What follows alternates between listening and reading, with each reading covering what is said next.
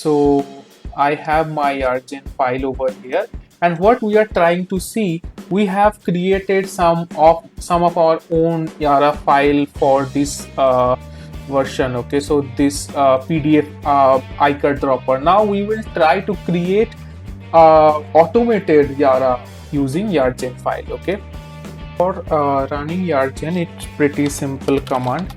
I just need to call Python 3 as per the dependency as I mentioned.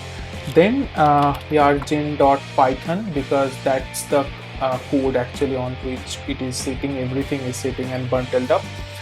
I need to mention -m, that is the abbreviation for mentioning the path on which actually you need to run your Yara code, okay, YarGen file.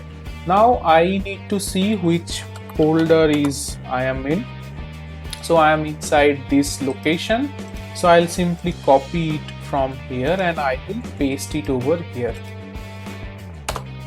Okay, so that's boom. You can see that my YarGen is already running. So it will, depending on the length of your files and the other stuffs, it will take some time to run on the background.